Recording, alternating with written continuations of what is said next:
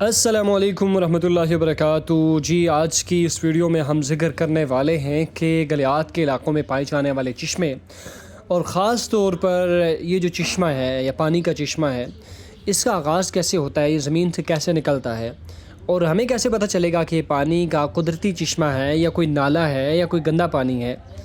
یہ دیکھنے کے لیے آپ سے گزارش ہے کہ ویڈیو کو مکمل دیکھیں تاکہ آپ کو مکمل معلومات مل سکیں، اور چینل کو سبسکرائب کرنا نہ بھولیے گا۔ تو جناب آغاز کرتے ہیں ویڈیو کا۔ سب سے پہلے میں آپ کے ساتھ یہ ذکر کرتا چلوں کہ جس ویڈیو میں ذکر کرنے والا ہوں یہ نتھیا گلی کے ایک چشمے کے حوالے سے ذکر کرنے والا ہوں۔ نتھیا گلی اور خاص طور پر گلیات کے علاقوں میں بے شمار چشمے پائے جاتے ہیں اور مختلف مقامات پر پائے جاتے ہیں۔ آج جس علاقے کے حوالے سے میں ذکر کرنے والا ہوں، نتھیا گلی کا ایک نواحی علاقہ ہے، توحید آباد اور پھر پسالہ اور بڑھیار۔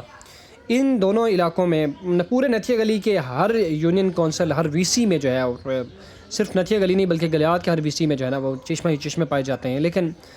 یہ جو چشمہ ہے جس کی ویڈیو بنائی گئی ہے، اس کے حوالے سے میں بتاتا چلوں یا یہ بتاتا چلوں کہ پانی کا چشمہ زمین سے کیسے نکلتا ہے پانی۔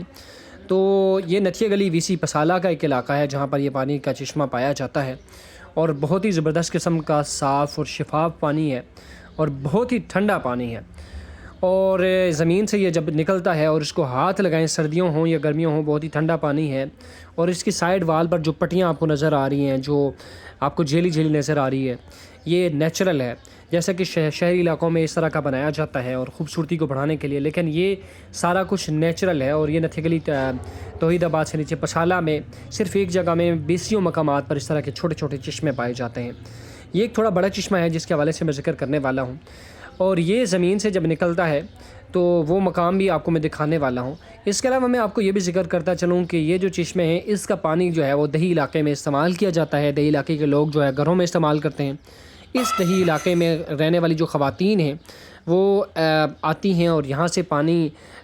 بوتلوں میں یا اسی طرح مختلف برتنوں میں بھرتی ہیں اور پھر اس کو سروں پر اٹھا کر لے کے جاتی ہیں، جو کہ ایک روایات ہے اس علاقے کی۔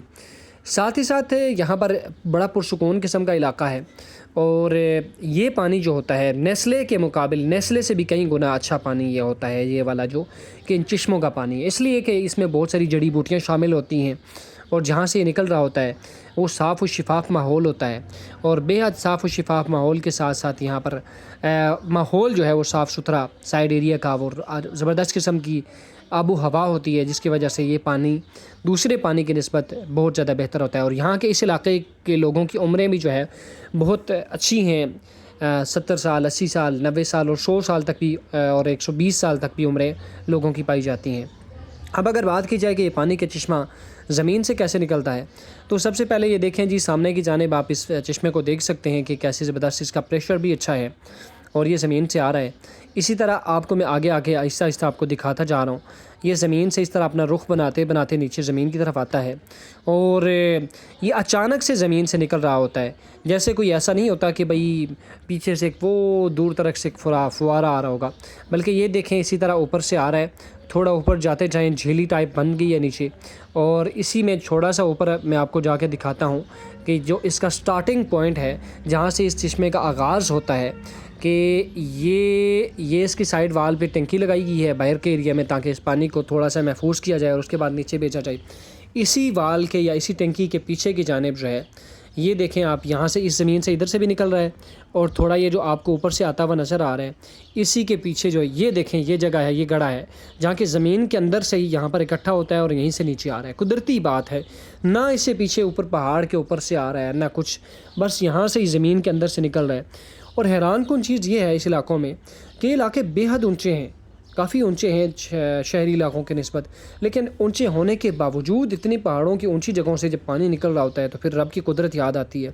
اور پھر رب کی تعریف کرنے کو جی چاہتا ہے کہ مقامات اتنے اونچے ہیں، اور اتنے قدرتی اور اتنا میٹھے پانی کے چشمے، شہر کے پانی کا جو بورنگ کا پانی ہوتا ہے یا کوئی دوسرا پانی ہوتا ہے، ڈیم والا پانی ہوتے ہیں،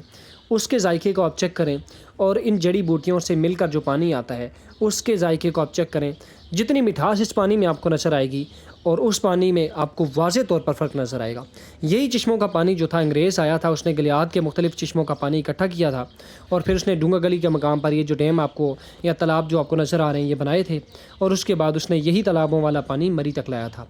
اس میں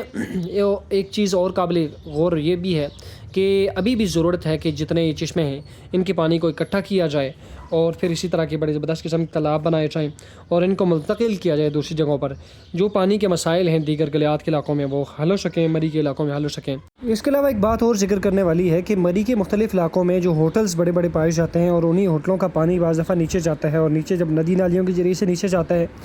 تو دیہی علاقوں میں جب سیاح جاتے ہیں تو وہ سوچتے ہیں کہ شاید یہ چشمے کا پانی ہے۔ وہ چشمے کا پانی نہیں ہوتا، بلکہ وہ مری کے ہوٹلوں کے نالے والا پانی ہوتا ہے، اور اس کو باہر کے لوگ چشمے کا سمجھ رہے ہوتے ہیں۔ چشمے والا پانی وہی ہے جو زمین سے ایک دم سے نکل رہا ہو۔